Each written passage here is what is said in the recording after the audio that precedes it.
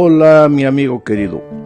Mira, Adán y Eva vivían una experiencia diaria de amor con Dios. Ellos caminaban juntos por el Edén y se regocijaban en esa experiencia gratificante de compañerismo diario. Los primeros seres humanos habían sido creados para ser felices al lado de su Padre amado. Pero infelizmente pues apareció el enemigo disfrazado de serpiente y les sugirió un camino mejor entre aspas. Les dijo que si se separaban de Dios y hacían lo que ellos desearan, serían semejantes a Dios. Ahora, esa idea les pareció fascinante a Adán y Eva y ellos cayeron. Infelizmente el tiro les salió por la culata. Se equivocaron, erraron el blanco, no alcanzaron lo que querían. Por eso una de las palabras griegas para definir el pecado es amartía, que significa errar el blanco. Adán y Eva hicieron lo que quisieron porque querían ser como Dios. Sin embargo, no llegaron a ser Dios. Al contrario, se volvieron solitarios, infelices, se metieron en problemas, erraron el blanco, cometieron pecado. Dejaron de andar con Dios y empezaron a andar en sus propios caminos. Ahora, ¿qué es lo que llevó a Adán y Eva a esto? El amor a la posición o al estatus, querer ser igual a Dios. El deseo de tener más de lo que se les había permitido tener. Dios les había dado todo el jardín, pero les dijo no toquen solamente del fruto de este árbol. Ellos quisieron todo. Pues ese deseo del estatus y de tener más de lo que querían o que podían tener llevó a nuestros primeros padres a la ruina. El compañerismo diario con el Padre en ese momento fue interrumpido. Entonces ellos se escondieron de Dios entre los árboles. Imagínate, como si alguien pudiera esconderse de Dios. Pero ahora date cuenta una cosa, Adán y Eva no fueron atraídos por la riqueza. ¿Qué riqueza había en el árbol? El fruto no era un fruto de oro o de diamante. No eran millones de dólares que colgaban del árbol de la ciencia del bien y del mal. Lo que prueba que no son solo apenas las riquezas que pueden separarnos de Cristo. Es el amor al dinero, sea poco o sea mucho. Es el apasionado deseo de alcanzar bienes materiales. Ese deseo puede convertirse en una terrible maldición que puede alejar el alma de la salvación. Satanás sabe esto. Y por eso usa el amor por las cosas materiales para hacer que el cristiano coloque a Jesús en segundo plano. No que lo saque de su vida, sino que lo coloque en segundo plano. Solo que nuestra única protección de este problema es conservar la mirada en Cristo, propositadamente. No de casualidad, no si estoy con ganas, si tengo tiempo. No simplemente porque Él me va a bendecir y las cosas me van a ir bien si coloco a Jesús en primer lugar. La única cura para la mundanalidad, cualquiera sea su forma, es una continua devoción a Cristo. Hebreos capítulo 11, versículo 26 dice que Moisés fue victorioso porque consideró que sufrir el oprobio de Cristo era una riqueza mayor que los tesoros de los egipcios. Quiere decir, Moisés colocó a Jesús en primer lugar, no por casualidad, sino propositadamente. Se determinó en su corazón, decidió, tomó la decisión consciente de que esto sería así. Dios estaría en primer lugar, lo demás estaría en segundo plano. Cristo, pues, debe ser nuestra prioridad máxima. Necesitamos volver a caminar con Dios de propósito, a obligarnos, si posible, a caminar con Dios, porque nuestra naturaleza pecaminosa quiere andar sola, no quiere andar con Dios. Pero así lo hicieron los grandes hombres de la Biblia. Enoc se fue al cielo porque anduvo con Dios, caminó con Dios. Noé fue un hombre justo e íntegro entre sus contemporáneos porque anduvo con Dios. A Abraham Dios le dice, anda conmigo y sé perfecto. David fue el hombre conforme al corazón de Dios porque se determinó a andar con Dios en la tierra de los vivientes. Caminar con Dios, con Jesús, seguirlo diariamente, por lo que Él es y por lo que ha hecho por nosotros, no por alguna ventaja inmediata que podamos obtener de Él. Nuestra vida debe esconderse en Cristo y sus planes deben ser nuestros planes. Cuando nos entreguemos a Él, Él quebrantará el dominio del mundo sobre nuestras almas. Nuestra atención, pues, debe fijarse en Cristo en vez de fijarse en las cosas materiales. Solo eso llenará el vacío de la vida, le dará un sentido a la existencia. Vamos ahora a la segunda parte de este estudio y aquí veremos qué significa esconderse en Cristo, mirar las cosas de arriba, andar con Cristo, entregarse a Él, fijar la atención en Él. Tú te das cuenta que todas estas expresiones nosotros las usamos frecuentemente. El otro día, sin embargo, alguien me dijo, pastor, ya intenté todo eso, pero no funciona, no da resultado. El problema es que nos quedamos generalmente solo en la teoría. Hablamos bonito, vamos a la iglesia, cerramos los ojos, cantamos, gloria a Dios, aleluya, y pensamos que eso es andar con Dios. O que ir una vez por semana a la iglesia, eso es caminar con Dios, entregarse a Él, colocar la mirada en Él. Nos quedamos solo en la teoría, no entramos en el terreno de la práctica. El andar con Dios, el caminar con Dios, el colocar a Dios en el primer lugar en nuestra vida es algo práctico y muchas veces doloroso. Digo, ¿por qué doloroso? Porque a la naturaleza pecaminosa que cargamos todavía hasta el día de la venida de Cristo, no le gusta el compañerismo con Dios, no le gusta andar con Dios, le gusta hacer lo que pues ella quiere, vivir como ella quiere, mirar las cosas de esta tierra, no las de arriba. Entonces, si vamos a andar con Dios, si vamos a caminar con Él, vamos a entregarnos a Él, vamos a permanecer en Él, tenemos que hacerlo propositadamente, determinar que así va a ser, aunque a nuestro cuerpo, a nuestra naturaleza no le guste. Y ese andar se limita a 3 cosas. Tú estás andando con Cristo, tú estás colocando a Cristo en el primer lugar, tú estás confiando en la roca, tú estás caminando con Él si haces 3 cosas. Primero, si estudias la Biblia todos los días. Segundo, si oras todos los días. Y tercero, si sales a buscar a una persona para Cristo. Vamos a hablar de estudiar la Biblia. Estudiar la Biblia tiene que ser una cosa que tú te determines a hacerlo. No importa si es en la mañana, no importa si es en la noche, no importa si es a mediodía, si es en la tarde, no importa, pero tienes que determinarte a tener un tiempo de la lectura de la palabra de Dios. Porque esto es como en la vida física, si no comes, mueres. Y en la vida espiritual, si no te alimentas de la palabra de Dios, pues vas a ser un hombre carnal, no vas a ser un hombre espiritual. Y como hombre carnal solo vas a mirar las cosas de esta vida. Ahora, el estudiar la palabra de Dios es como el comer. No puedes, hay una diferencia entre comer y tragar.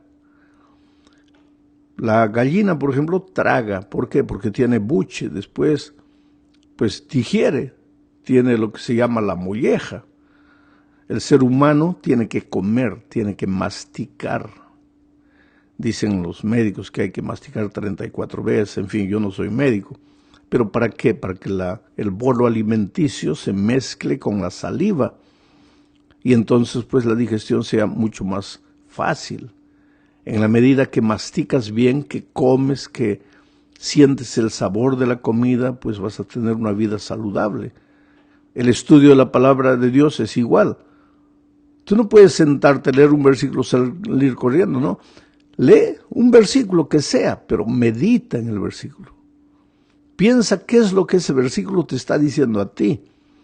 ¿Qué es lo que Dios está hablándote a ti en las circunstancias presentes? Porque la circunstancia presente que yo vivo en este momento puede no ser la tuya.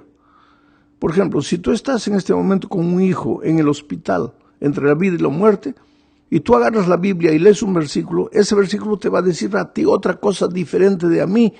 ¿Por qué? Porque yo en este momento no tengo, por la gracia de Dios, un hijo en el hospital. Si acabas de perder a la esposa, te va a decir ese versículo un mensaje que a mí no me lo va a decir porque yo estoy con la esposa viva. Quiere decir, cada uno tiene que leer el texto bíblico y tratar de entender qué es lo que Dios me está queriendo decir aquí. Tampoco vale la pena que agarres la Biblia. Voy a terminar este año de leer la Biblia 2 veces. Ahí llega la noche, lees, pero no entiendes nada. Eso en la vida física le diríamos que es tragar. Comes, pero no masticas. Tienes que leer un trecho de la Biblia y meditar. Por ejemplo, tomas la lección de la escuela sabática. ¿Ah? Lees la pregunta, lees la respuesta, piensas, sacas tus conclusiones. Si no has entendido bien, pues escuchas el comentario. Y el comentario te ayuda a entender algunas cosas que no has entendido. Ahora tampoco puedes tú cerrar la Biblia, escuchar solo el comentario y pensar que con eso ya has pasado tiempo con Dios. Claro que el comentario te ayuda, pero es mucho mejor que tú mismo mastiques la palabra de Dios. En el siguiente punto de la lección vamos a hablar de la oración. Este es otro de los instrumentos de comunión con Dios. La oración no es repetir frases que has aprendido. Padre nuestro que estás en los cielos, santificado sea tu nombre. No. La oración, dice el Espíritu de Profecía, es abrir el corazón a Dios como a un amigo. ¿De qué hablan los amigos cuando se encuentran? Hablan de todo. Entonces, haz eso con Dios. Conversa con Él. Siéntate, arrodíllate o acostado en la cama, medianoche te despiertas, abre tu corazón y habla con Dios. Cuéntale lo que estás haciendo, lo que estás sintiendo, los pensamientos que te perturban, tus temores, tus dudas, tus aflicciones. Habla con Dios. La oración no es para que le informes a Dios de lo que te está pasando, porque Dios ya sabe, Dios es Dios. Dice el propio Señor Jesucristo, vuestro Padre ya lo sabe antes que se lo pidáis. Entonces, ¿para qué tengo que contarle todo si Él ya sabe? No es para informarle, es para que tú pases tiempo con Él, porque a través de la Biblia Dios te habla. A través de la oración tú le hablas a Dios, tú le respondes a Dios. Tú te sientes acompañado, tú sientes que estás con Él, tú no te sientes solo. Saca toda la basura de tu corazón, las amarguras, los rencores, los motivos. Si hay una persona que te hirió, cuéntale a Dios con detalle qué es lo que esa persona te hizo. ¿Para qué? Para que a medida que tú vas hablando a Dios, el rencor, el resentimiento va saliendo de tu corazón. Cuéntale a Dios tus flaquezas, tus debilidades. En detalle, pídele fortaleza, pídele poder. Conversa con Dios. Conversa. Cuéntale en la noche, por ejemplo, todo lo que has hecho durante el día, con detalles. Te vas a pasar 1, 2, 3 horas conversando en tu mente con Dios. Y conversando ahí mentalmente con Dios, de repente te vas a dormir y ni te das cuenta. ¿Por qué? Te has dormido en los brazos del Señor Jesús. Estás caminando con Dios. Sin el estudio diario de la Biblia, sin la oración constante, no hay caminata con Dios. Y hay un tercer elemento que nuestra lección no presenta, pero que es indispensable en la comunión con Dios. Porque, ¿sabes? El Espíritu de Profecía a la oración y el estudio de la Biblia, solamente eso, el Espíritu de Profecía le llama devoción abstracta, devoción hueca, devoción que no tiene mucho sentido. Hay muchas personas que de alguna manera oran y estudian la Biblia y oran. Hay otras personas que oran más y estudian más la Biblia. Estudian más y oran más, y eso finalmente los va a llevar a incrementar un elemento más en su devoción personal, el ayuno. Entonces hay personas que oran, estudian la Biblia, ayunan. Después le aumentan la vigilia, oran, ayunan, estudian la Biblia, hacen vigilia. Y si van por ese camino, sin incrementar, sin añadir el tercer elemento de comunión con Dios, van a caer en el terreno del fanatismo.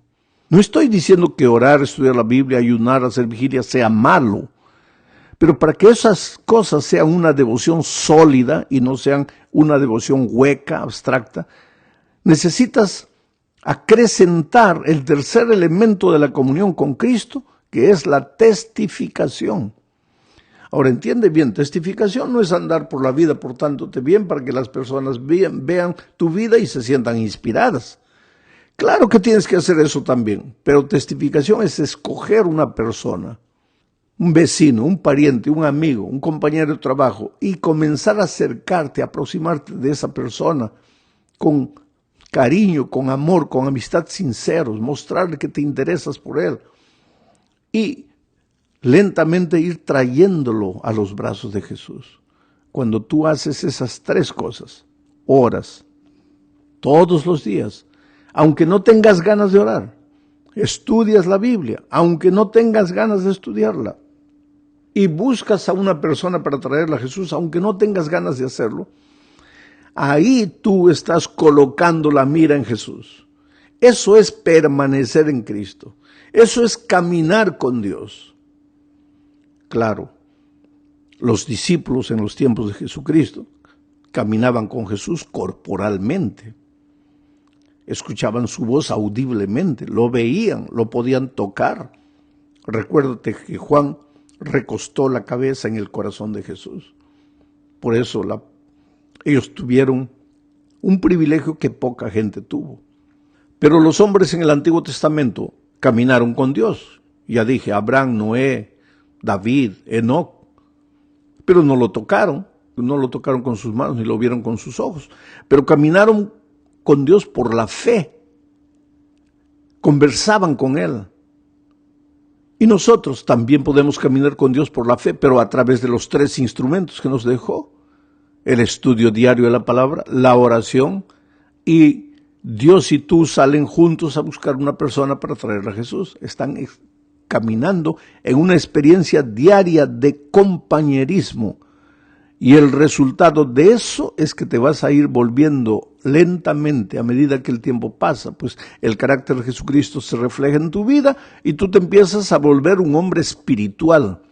Y entonces, aunque vivas en este mundo materialista, ya las cosas materiales no son el centro de tu atención.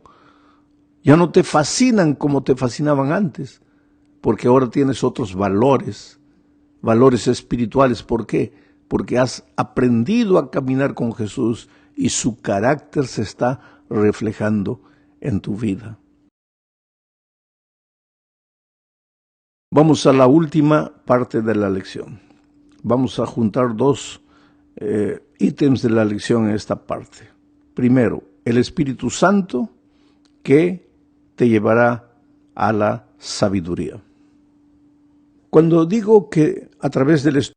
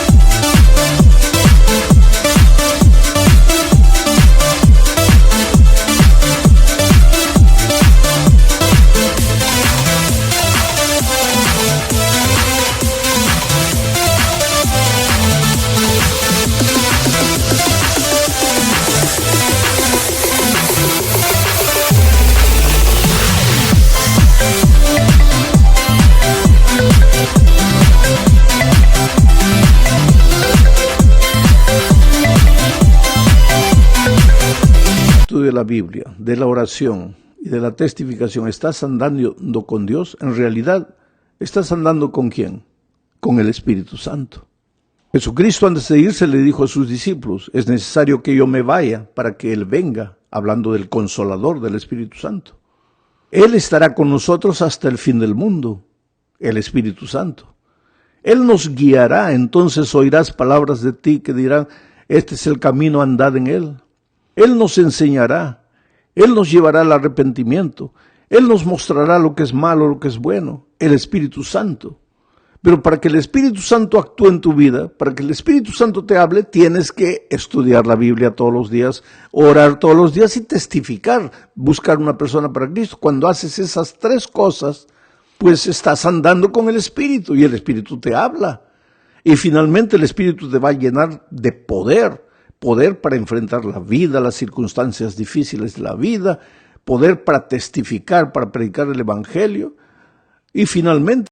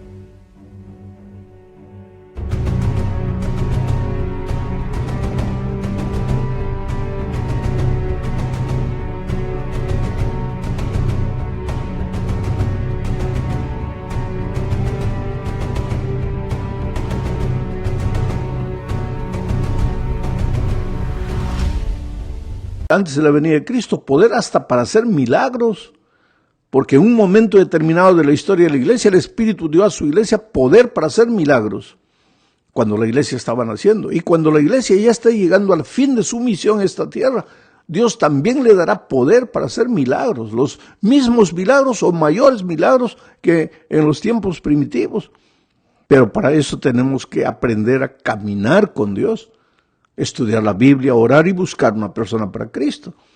Porque el Espíritu no trabaja así con emociones. No es porque lloras que estás lleno del Espíritu Santo. No es porque caes en la tierra y comienzas a hablar palabras extrañas que tienes el poder del Espíritu Santo. El Espíritu Santo es un asunto de vida práctica. Oración, Biblia y buscar una persona para Cristo. Ahora, una de las cosas bellísimas que el Espíritu Santo hace en la vida es darte sabiduría, sentido común, equilibrio. ¿Sabes lo que es eso? Sabiduría, sentido común, equilibrio. No te vas ni a la derecha ni a la izquierda. Caminas por el centro porque es el Espíritu que te guía. Es el Espíritu que te muestra el camino. Es el Espíritu el que conduce tus pasos. Y entonces las cosas de esta vida ya no tienen atracción para ti. Si puedes comprar un teléfono de $300, ¿por qué vas a comprar uno de 1,500? Si puedes comprar un carro de $50,000, ¿por qué tienes que comprar uno de 200,000? Si puedes comprar un terno de $300, ¿por qué tienes que comprar uno de 4,000? Ese es el asunto. Ya las cosas materiales ya no te fascinan, porque ahora Cristo vive en ti. Pero ese Cristo vive en ti es práctico. Biblia, oración y buscar una persona para Cristo. Que Dios te bendiga ricamente.